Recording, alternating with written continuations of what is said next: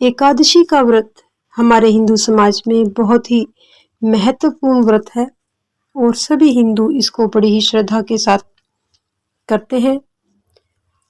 एकादशी के व्रत में ज़्यादातर संशय बना ही रहता है कि किस दिन करें किस दिन ना करें।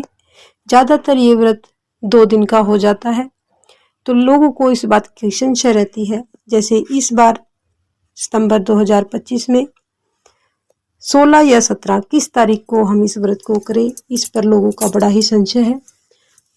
तो एकादशी 2 दिन मनाई जाती है ज़्यादातर। पहले दिन स्मार्त लोगों के लिए और दूसरा वैष्णवों के लिए। यानी जो 16 तारीख को जो एकादशी मनाई जाएगी वो स्मार्त लोगों के लिए है और 17 तारीख को वैष्णवों के लिए यानी सभी लोग जो एकादशी व्रत करेंगे वो 17 तारीख को करेंगे। तो एकादशी व्रत के बारे में ये संशय आपका अभी दूर हो गया होगा। तो आज हम करते हैं इंदिरा एकादशी व्रत की कथा।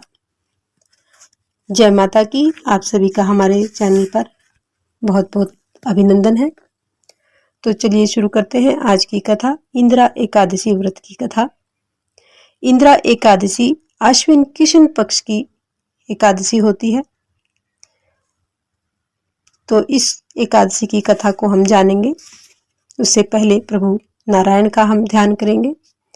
श्रीमन नारायण नारायण नारायण, भजमन नारायण नारायण नारायण, श्रीमन नारायण नारायण नारायण। ओम नमो भगवते वासुदेवाय। आश्विन कृष्ण पक्ष की एकादशी इंदिरा एकादशी कहलाती है। इस दिन शालिग्राम की पूजा करके व्रत को करना चाहिए और पवित्र होकर शालिग्राम को पंचामृत से स्नान करा करके वस्त्र पहनाएं, भोग लगाएं तथा पूजा और आरती करें। पंचामृत वितरण करके शालिग्राम पर तुलसी जी अवश्य चढ़ानी चाहिए। इस प्रकार जो इस व्रत को करते हैं वे करोड़ों पितरों का उद्धार करते हैं। तो चलिए शुरू करते हैं आज की कथा, इंदिरा एकादशी व्रत की कथा। युधिष्ठिर बोले कि हे भगवान, अब आप कृपा पूर्वक आश्विन मास की कृष्ण पक्ष की एकादशी की कथा को कहिए। इस एकादशी का नाम क्या है तथा इस एकादशी के व्रत को करने से कौन कौन से हमें फल मिलते हैं, सो सब समझाकर कहिए। इस पर श्री कृष्ण भगवान जी बोले कि हे राजश्रेष्ठ, आश्विन मास की कृष्ण पक्ष की एकादशी का नाम इंदिरा एकादशी है। इस एकादशी के व्रत को करने से समस्त पाप नष्ट हो जाते हैं तथा नरक में गए हुए पितरों का भी उद्धार हो जाता है। हे राजन, इस एकादशी की कथा के सुनने मात्र से ही वाजपेयी यज्ञ का फल मिलता है, क्योंकि ये एकादशी श्राद्ध पक्ष में आती है, तो इसलिए यह पितरों के लिए विशेष बताई गई है। प्राचीन सतयुग में महिष्मती नाम की नगरी में इंद्रसेन नाम का प्रतापी राजा राज्य करता था। एक समय राजा अपनी राज्यसभा में सुखपूर्वक बैठा था कि महर्षि नारद आकाश मार्ग से उतरकर वहां पर आए और नारद जी बोले कि हे राजन, आपके राज्य में सब कुछ कुशल है। मैं आपकी धर्मपरायणता को देखकर अत्यंत प्रसन्न हूँ। तब राजा बोला कि हे महर्षि, आपकी कृपा से मेरे राज्य में सब कुछ कुशल पूर्वक है। इस पर नारद जी बोले कि हे राजन, मुझे एक महान आश्चर्य हो रहा है कि एक समय जब मैं ब्रह्मलोक से यमलोक को गया था, तो उस जगह यमराज की सभा के मध्य में मैंने तुम्हारे पिताजी को बैठे हुए देखा था। तुम्हारे पिता महान ज्ञानी, दानी तथा धर्मात्मा थे।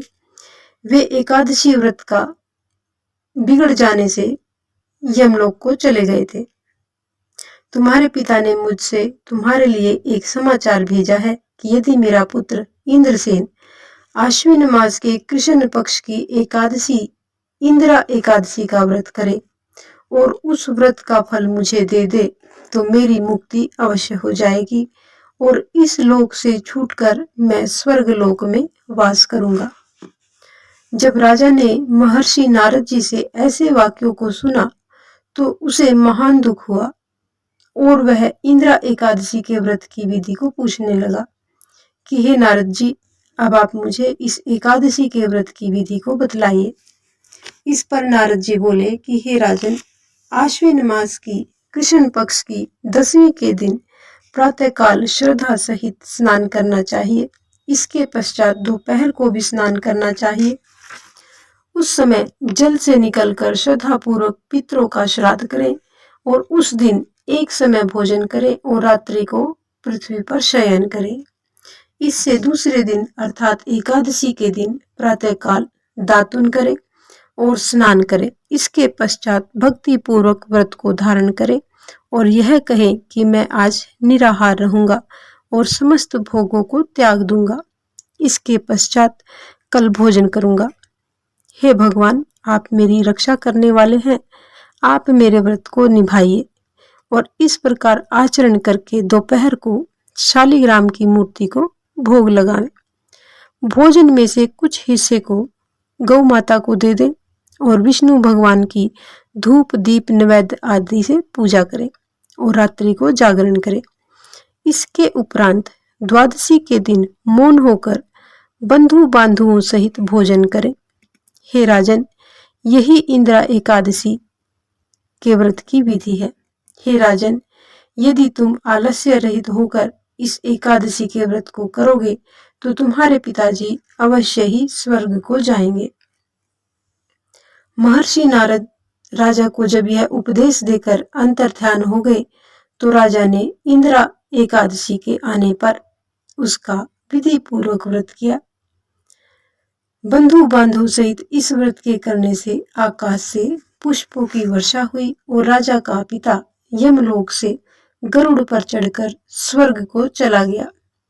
राजा इंद्रसेन भी एकादशी के व्रत के प्रभाव से इस लोक में सुख भोग कर अंत में स्वर्ग लोक को चला गया।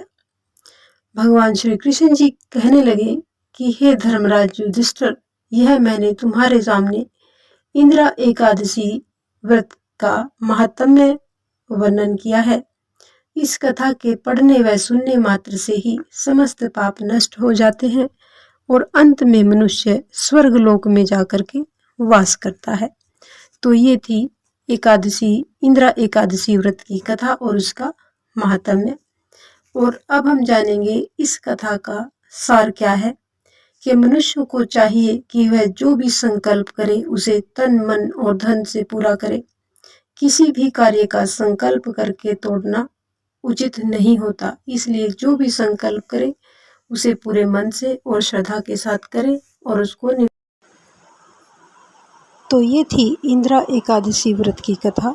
अगर आपको कथा पसंद आई हो तो एक लाइक का बटन अवश्य दबाएं और चैनल पर नए आए हैं तो चैनल को सब्सक्राइब अवश्य कर लें और ज़्यादा से ज़्यादा अपने मित्रों और प्रियजनों में इसे आगे भी शेयर करें।